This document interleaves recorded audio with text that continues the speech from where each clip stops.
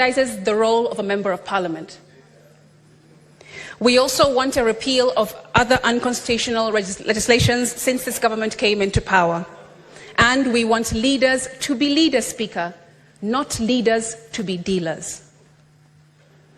However, to achieve all this, we also want to hear definitives and strategies, not broad, pie-in-the-sky pronouncements. By now, Speaker, we should already have heard how much he will reduce expenditure in his office. How much will you cut from your travel budget, your hospitality budget, from the purchasing of motor vehicles and renovations? Speaker, the President has economic advisors who work for him round the clock and should have crunched preliminary numbers for us to see by now. On Sunday, the 30th of June, he was asked on national TV again if he'll reduce his ministers and ministries, to which he replied, and I quote, "That is an area that we will have to look into, because that is a reality that we will face." It clearly shows that the President needs to do. Speaker, for my second proposal, let's go to Article 152(1) of our Constitution. That the Cabinet consists of A, the President, B, the Deputy President, C, the Attorney General, D, not fewer than 14 and not more than 22 Cabinet Secretaries. This means, Speaker, that our Constitution provides that the President can cut the number of ministries to 14 from the current 21, saving the country billions of shillings. The Constitution goes further to say in Article 152(5) that the President, A, may reassign a Cabinet Secretary, B, may dismiss a Cabinet Secretary, and C, shall dismiss a Cabinet Secretary if required to do so by a resolution. Sorry, not sorry, Mr. President, but wake up your Minister of Youth Affairs, because the youth are telling you that they are desperately underserved. Wake up your Minister for Interior, because too many poorly trained, trigger-happy police officers exist under his watch. Wake up your Minister for Labour, because young people are protesting in the streets due to a lack of equal opportunities. Wake up your Minister for Roads, because we're seeing the worst levels of carnage and needless deaths of young people than in any 10-year preceding his. Wake up your Minister for Trade and Industries, because from small innovators to entrepreneurs to industries, the ecosystem she is leading has become terribly unforgiving. If you already know what needs to be done, and the Constitution gives you the power to take action, Mr. President, Cabinet Secretaries must be sacked. My third proposal, in reaction to point number 1 in this motion, revolves around exercise of legislative powers. Speaker, why is it that the finance bill never makes its way to the Senate for consideration? Our Constitution does not bar this upper house from jointly considering legislation, especially those with as much gravitas as a finance bill. To illustrate this, I want to go to Article 109(5) that says, "A bill may be introduced by any member or committee of the relevant House of Parliament, but a money bill may only be introduced in National Assembly in accordance with Article 114. It simply says, Speaker, that a money bill may be introduced only in the National Assembly, but nowhere does it say that a money bill cannot also be considered in the Senate. Our Constitution only bars this House from introducing money bills, not from considering them. This must be corrected to avoid future constitutional misinterpretations that lead us to continue allowing the National Assembly to monopolize such crucial functions. I'm just reading the law." And while we're at it, Majority Leader, the entire country knows that our committees here are chaired and vice-chaired by your side, the government. That doesn't give balance. That doesn't give an opportunity for real unbiased and impartial looks at bills and proposals and legislation in this House. If you hold the chairmanship and also the vice chairmanship in all committees, how are we telling the rest of the country that we are transparent and we're going to move forward in a new way? That also needs to change. Speaker, Life is in the power of the tongue, because if we get this mandate, we cannot afford to mess around and continue to play politricks. My fourth proposal focuses on the presidential assent and of the Finance Bill 2024. And for that, let's go to Article 115 of the Constitution. 1. Within 14 days after receipt of the bill, the President shall A. Assent to the bill, or B. Refer the bill back to Parliament for reconsideration by Parliament, noting any reservations that the President has concerning the bill. Not National Assembly, Speaker. It says that it will go back to Parliament to be considered by Parliament. And the last time I checked the definition of Parliament, both houses were included. What about the conversation on salaries, Speaker? Well, I want to say the following. The Salaries and Remuneration Commission really did not read the room. Today, in order to pay all public servants, figures show that we are spending 1.1 trillion shillings, which is 46% of our budget. I want to be frank.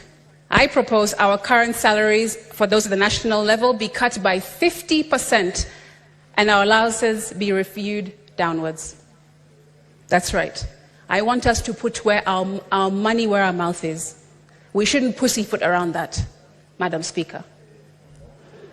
Because let's be honest, today's salary and allowances are the only reason why people kill, steal, and destroy anything in their way in order to work in the national government. And that needs to end. Speaker, there used to be a time not long ago when being a public servant was very unattractive. I'm sure Senator Halwale will remember that if you have a good degree, a good studies and accreditation behind you, you would rather go into the private sector because it was much more lucrative than the public sector. But now that has gone upside down, Speaker. We also heard the President tell us all that we are set to lose by having rejected the finance bill on Sunday. He said, and I quote, "So what is the alternative? Help me with that, Linus, because there are only two things we can do. Either you raise money from taxes or you borrow. Period. There is no magic here," he said. Well, Mr. President, you're right, and there is no panacea, but all you had to do was ask, because the Finance Act of 2023 provides clear examples to learn from. For one, we witnessed a reduced consumption of petroleum products, a slowdown in construction due to high cost of materials, and a significant overall increase in construction costs, largely attributed to the imposition of the export investment levy, and on raw materials, that is, Speaker. Notably, imports of clinker, crucial for cement production, dropped by 77.5%. Also, remember that in the first half of the 2023-24... Asige, I want to just inform you have 4 more minutes left. Also, remember that in the first half of the 2023 fiscal year, the KRA missed its revenue target by a substantial 186 billion Kenya shillings, which underscores the point that overly ambitious tax measures do not always lead to increased tax collections. These figures are solid data we can trust, Speaker. Why impose more taxes, levies, and charges when we haven't fully recovered from the negative effects of the previous legislation? Many of businesses were forced to close, and some relocated to neighboring countries with more favorable tax conditions. What's the real solution, Speaker? What are the Gen Zs and the many Kenyans protesting for? We are exhausted just seeing the President on these trips every single week, as if he's Beyonce on a world tour. Mr. Speaker, Madam Speaker, that is. The President is not on a world tour. He should stay in the country and do his job like the rest of us do in this country. Yes, he may have had many plans, but Mr. President, exporting our brightest minds to work abroad is not the solution. This brain drain is crippling us and cannot be quantified at all. Did you know that these countries who call for Kenyan workers Do you know what they ask for when they are calling for us? They want under 45s only, highly skilled, well-educated, in good health even, and they must undergo rigorous vetting because they have a particular criteria of people they're looking for. That means that we are removing our best minds, our best workers, our best laborers, and shipping them off to Australia, Germany, England. But do they ever bring the people here, Speaker? They do not. In my conclusion, as I close, I would like to speak directly to young people. Everything was impossible until somebody found a way to make it possible. And today that was you. You have been steadfast in demanding that this government stop and listen to you. And before this moment, everyone thought it was impossible. And now, though I remain a bit skeptical of the presidency to some degree, I still stand 10 toes down in believing that Kenya will never be the same again because of you, young people. I also want to be real with you. We must stop glorifying money, praising those with flashy cars, big houses, expensive holidays, eccentric lifestyles, and filtered lives. It's us that keep applauding that behavior. We follow those accounts. We like and repost their displays of opulence every day, and this exacerbates the problem of these people wanting to keep up their public images. But not that all that glitters is gold. Why don't we go back to exalting excellence, character, conscientiousness, and all that is good and all that endures? There is a reason why Paul says the love of money is the root of all evil. We really must change. Speaker, let me land by circling back to King Lear by William Shakespeare. Anna Camerali writes that the tragedy of King Lear's lack of understanding of the consequences of his demands and actions is often observed to be like that of a spoiled child. But it has also been noted that his behavior is equally likely to be seen in parents who have never adjusted to their children having grown up. Speaker, Kenya's democracy has grown up. It has matured and it's maturing into a faceless, fearless, tribeless legion of... Time is up.